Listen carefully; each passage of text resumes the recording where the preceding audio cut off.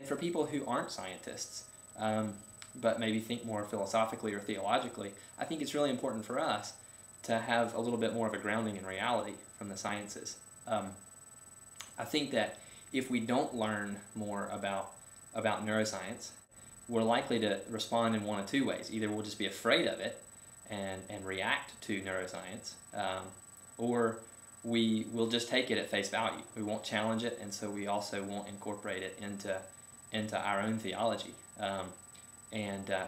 Christian theologians have a long tradition of incorporating both special revelation and general revelation, both what we learn from our sacred texts and tradition, and also what we learn from the world around us. And I would like to see that tradition continue. Theologians in the past have thought a lot about what it means to be in the divine image, and we've learned a lot of really good stuff about that. Ways in which humanity is both special and humble, because after all, we're in the divine image, which gives us a privileged place in all of creation. We're not just statues, but we happen to be images of God, and that's a very privileged position to be in. But we're also just divine images. So in that sense, we're also humble. We're not divine. In fact, there's no part of us which is divine, but we merely reflect the divine image. And I think that what you're doing with science and with this webpage is actually encouraging us to think in an area that we haven't been able to do a lot of thought on, and that is the idea that we're dust, and to dust we'll return. But we're dust that is fearfully and wonderfully made or formed. And I think that this, if you look at what it means to be in the divine image, we can just look at the words themselves and we can think through what that means and learn from it. And so sort of philosophically informed theologians have done a pretty good job at that, because it's an analytic way of thinking, and that's the sort of thing that you can do when all you have is just words to work with and logic.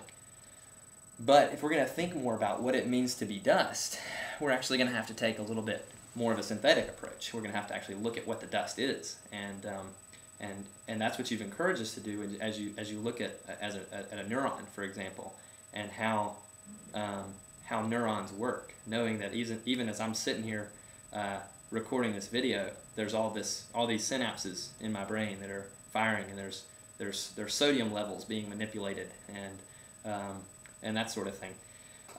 This is exciting. We're learning a lot more about what this dust is, and I think it gives us an opportunity to take our embodiment much more seriously, so that we can understand more fully a lot of the commands that we have to look after our own bodies and also the bodies of others.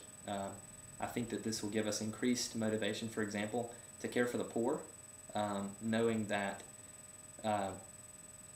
if a person hasn't eaten well, they can't pray well, because to think requires some chemicals in our brain. Why is that? You've shown us in a lot of your videos. And so we can no longer naively assume that we can look after the soul without looking after the body. And so that affects the way we care for the poor. It also affects the way we care for ourselves and the way that we respond whenever bad things happen. I've told you personally before about my granddad who died of Alzheimer's disease. And at that point in life, I had not thought at all about neuroscience theologically. In fact, I'd learned most of what I thought about the human person from philosophers, secular philosophers, pagan philosophers like Plato, and some also from later people like Descartes, who's definitely not a pagan but was influenced by Greek thought. And those guys, if you look at Plato in particular, he said, that there's a part of us that's a lot like the divine, and there's a part of us that frankly has nothing to do with the divine, that's kind of gross. And it's our soul that's like the divine, and it's our body that's kind of gross. And so we want to feed the soul, and even if that means sometimes neglecting the body. Particularly Plato's followers often said stuff like that. And I was sort of influenced by that kind of stuff. And so when my granddad began to die of Alzheimer's, it really broke me down, and I didn't understand what was going on with his soul, and how this brain thing seemed to be affecting his soul. And What I didn't see at that time was that there's a great tradition within Christianity to take embodiment very seriously, so that even though you got some theologians like even John Calvin on a bad day, he's one of my favorite theologians, but on a bad day he sounds like a Platonist when he says things like, our soul reflects the divine image and our body doesn't. His contemporary, Martin Luther, when asked about the intermediate state, let's see if I can get this right, he said, in his table talk, he said, that understanding, the understanding that a person can die and his body go to the grave while his soul goes to the bosom of Abraham, divides a person in two and makes no sense. And he says, I will attack that position. And then he says, it would be a silly soul that sits in heaven awaiting the resurrection of his body.